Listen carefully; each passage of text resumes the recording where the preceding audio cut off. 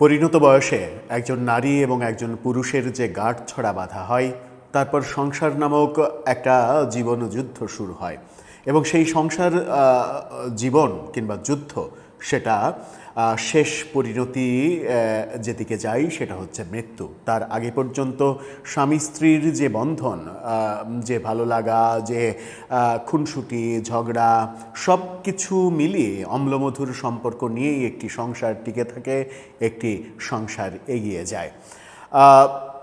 দীপুমণিরও তেমন একটা সংসার ছিল, যদিও ফ্যাসিস্ট আমলে মন্ত্রিত্ব করেছেন, আওয়ামী লীগের বড় পদে আছেন, সেই সকল নানা অজুহাতে অভিযোগে তিনি এখন আদালতের মাধ্যমে না, মূলত এখনও তার যেহেতু কোনো বিচার হয়নি, মূলত মানে মামলার প্রেক্ষিতে পুলিশের গ্রেপ্তার এবং তিনি আদালতে আছেন। এই মুহূর্তে দীপুমণি আছেন যখন মুন্সিগঞ্জ কারাগারে, তখন গভীর রাতে খবর নিশ্চিত করা হলো তার স্বামী, যিনি অনেক দিন থেকেই পঙ্গুত্বের মধ্যে রয়েছেন, দীপুমণির সঙ্গে বারবার আদালতে যখন দীপুমণিকে আনা হচ্ছিল সেই মুন্সিগঞ্জ কারাগার থেকে, তখন হুইল চেয়ারে মুমূর্ষ অবস্থায় থেকেও তিনি বারবার আদালতে ছুটে গেছেন এক মুহূর্তের জন্য দেখা করতে। সেই স্বামী, তার ব্যারিস্টার তৌফিক নেওয়াজ, তিনি মারা গেছেন, তিনি আর আমাদের মাঝে নেই। ব্যারিস্টার তৌফিক নেওয়াজ, তার বর্ণাঢ্য ক্যারিয়ারও ছিল। জীবনের একটা পর্যায়ে এসে তার পক্ষাঘাতগ্রস্ত হওয়া এবং হুইল চেয়ার ছাড়া নিজের ক্ষমতায় কোনোভাবেই নড়াচড়া করার কিংবা মুভমেন্ট করার কোনো ক্ষমতা তিনি হারিয়ে ফেলেছিলেন। যে সময়ে তার স্ত্রীর সাহচর্য প্রয়োজন, স্ত্রীর সেবা দরকার, সেই সময়ে স্ত্রী কারাগারে, সেই বেদনা নিয়েই তিনি চলে গেলেন। খবরটা নিশ্চিত করেছেন তার পরিবারের লোকজন এবং তার আইনজীবী। চলুন একটু কি ঘটনা ঘটছে এটাকে কেন্দ্র করে, দীপুমণিকে মুক্তি দেওয়া হচ্ছে কিনা, স্বামীর শেষ যাত্রায় দীপুমণি উপস্থিত থাকতে পারবেন কিনা, কিংবা নিথর দেহটা একবার নিজ চোখে দেখতে পারবেন কিনা, সেটা একটু বুঝে ওঠার চেষ্টা করি এই ভিডিওতে। থাকবেন পলিটিক্স টিভির নিয়মিত আয়োজনে।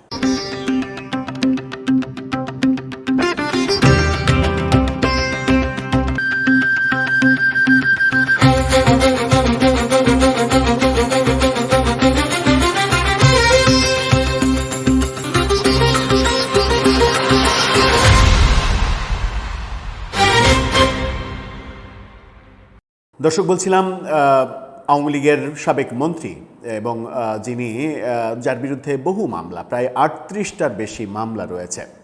আমরা একদিন আগেই সেটা নিয়ে একটা ভিডিও করলাম যে হাইকোর্ট অন্তত 5টা মামলায় তার জামিন কেন দেয়া হবে না সেই ব্যাপারগুলো নিয়ে রুল জারি করছেন। 16টা মামলায় তার জামিন হয়েছে, এখনও প্রায় 17টা মামলা রয়েছে যেগুলোতে জামিন হয়নি। মুন্সিগঞ্জ কারাগারে তিনি আছেন বলে নিশ্চিত করেছেন তার আইনজীবী। গভীর রাতে খবর এসেছে তার স্বামী তৌফিক নেওয়াজ, তিনি শেষ নিঃশ্বাস ত্যাগ করেছেন রাজধানীর একটি হাসপাতালে। ইত্তেফাক সহ বিভিন্ন গণমাধ্যমে এই খবরটা নিশ্চিত করছে। ইত্তেফাকের এই শিরোনামটা দেখে নিন। সেখানে বলছেন সাবেক মন্ত্রী দীপুমণির স্বামী মারা গেছেন। সেখানে ছবি ব্যবহার করা হয়েছে তৌফিক নেওয়াজ যে হুইল চেয়ারে করে বারবার আদালতে ছুটে আসতেন, সেরকম একটা ছবি। কিভাবে ছুটে আসতেন, তাকে মানে কীরকম অবস্থায় দেখা গিয়েছে বেশ কয়েকবার আদালত চত্বরে, এই ভিডিওটা দেখলেই আপনারা বুঝতে পারবেন, যেখানে পুলিশ সদস্যরা পর্যন্ত হেল্প করছেন তার হুইল চেয়ার নিয়ে দীপুমণির কাছে নিয়ে গিয়ে এক ঝলক দেখা করার সুযোগ করে দিতে। ইত্তেফাক নিশ্চিত করছে যে আজকে রাত 10টার পরে রাজধানীর একটি হাসপাতালে চিকিৎসাধীন অবস্থায় শেষ নিঃশ্বাস ত্যাগ করেন তিনি। রাত 11:15টায় এই ভিডিওটা যখন করছি তার একটু আগে কন্টিনেন্টাল হাসপাতালের ডিউটি ম্যানেজার নিশ্চিত করেছেন উনি একটু আগে মারা গেছেন। আপাতত এর বেশি কোনো তথ্য তিনি দিতে পারেননি। যখন দিতে পারেননি তখন বিষয়টি আরও নিশ্চিত করেছেন দীপুমণির আইনজীবী গাজী ফয়সাল ইসলাম। তিনি জানিয়েছেন চিকিৎসাধীন অবস্থায় মারা গেছেন তৌফিক নেওয়াজ। তিনি আরও বলেন, গ্রেপ্তার হয়ে দীপুমণি মুন্সিগঞ্জ জেলা কারাগারে আটক রয়েছেন, তার প্যারোলে মুক্তি চেয়ে আবেদন করব। চব্বিশের গণ আন্দোলনে আওয়ামী লীগ সরকার পতনের পরে 2024 সালের 5 আগস্ট পতনের পরে 19 আগস্ট রাতে রাজধানীর বারিধারা ডিওএসএস এলাকা থেকে গ্রেপ্তার করা হয় দীপু মনিকে। এরপর থেকে কারাগারেই আটক রয়েছেন। এই দম্পতির 2 সন্তান, এক পুত্র এবং এক কন্যা। পুত্র তৌকির রাশাদ নওয়াজ এবং কন্যা তানি দীপাবলি নওয়াজ। এই দুজনকে রেখেই দীপুমনির স্বামী অনন্ত ঠিকানায় চলে গেলেন। এখন তৌফিক নওয়াজের একটু যদি ক্যারিয়ারের দিকে তাকাই, তাহলে তিনি একজন খুবই সুখ্যাতি থাকা আইনজীবী এবং ট্রান্সপারেন্সি ইন্টারন্যাশনাল বাংলাদেশ টিআইবির পরিচালকও বটে। তিনি দীপুমনির স্বামী এবং দীপুমনির যে বাংলাদেশের মন্ত্রী। উইকিপিডিয়া এই তথ্যগুলো দিচ্ছে। এখানে বলা হচ্ছে যে নওয়াজ 1980 সালে মিশিগান বিশ্ববিদ্যালয় থেকে the new international economic order প্রকাশ করেন। অক্সফোর্ডের ওয়ার্ডহাম কলেজে পড়ার সময় তিনি কামাল হোসেনের গবেষণা সহযোগী ছিলেন। ডক্টর কামাল হোসেনের গবেষণা সহযোগী হিসেবে তিনি কাজ করেছেন, যে ডক্টর কামাল হোসেন বাংলাদেশের সংবিধান প্রণেতা হিসেবে আমরা জানি। 1979 থেকে 81 সাল পর্যন্ত তিনি বাংলাদেশ আইন ও আন্তর্জাতিক সম্পর্ক ইনস্টিটিউটের পরিচালক হিসেবে দায়িত্ব পালন করেছেন। 1993 সালে নওয়াজ বাংলাদেশ আইন ও আন্তর্জাতিক সম্পর্ক ইনস্টিটিউটের সাম্মানিক পরিচালক ছিলেন। তিনি বাংলাদেশ আইন ও আন্তর্জাতিক সম্পর্ক ইনস্টিটিউটের মানবাধিকার প্রকল্পের সমন্বয়কারীও ছিলেন।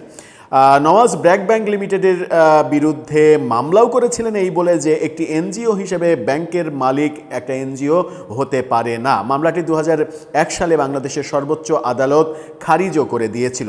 এর দীপুমনি সম্পর্কে আরেকটা তথ্য, 2007 সালে অর্থাৎ 111 সরকারের সময় ব্যারিস্টার শেখ ফজলেনুর তাপসের সঙ্গে যে শেখ হাসিনার গ্রেপ্তার এবং সংকটময় সময় আওয়ামী লীগের, সেই সময় কোর্টে দাঁড়িয়েছিলেন এবং তত্ত্বাবধায়ক সরকার কর্তৃক গ্রেপ্তারকৃত শেখ হাসিনার প্রতিনিধিত্ব করেছিলেন এবং তিনি বলেছিলেন যে জেল কোডের অধীনে হাসিনাকে তার টেলিফোনের অধিকার থেকে বঞ্চিত করা হচ্ছে।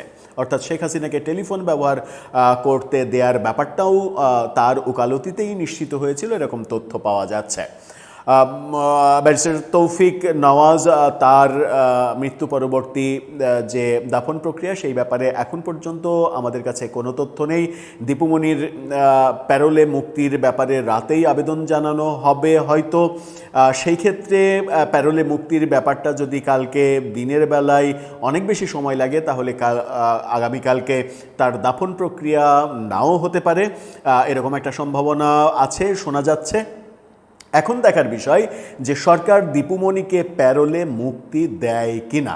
এটা একটা খুবই ইন্টারেস্টিং ব্যাপার হবে যে সরকার এই শেষ মুহূর্তে, যখন মানে আমরা দেখেছি যে ইউনূস সরকার আমলে কিংবা পরবর্তীতে বিভিন্ন সময় এই সরকারের আমলেও একটি মানে প্যারোলকে কেন্দ্র করে যেটা আমরা দেখেছি, ফরিদপুরে প্যারোলে মুক্ত হতে পারেননি, স্ত্রী সন্তানের মৃত্যু, সেই মৃত্যু পরবর্তী মরদেহ দেখতে পারেননি। এই ব্যাপারগুলো আমরা দেখেছি এক ছাত্রলীগ কর্মীর ব্যাপারে। এরকম অনেক সমালোচনা রয়েছে।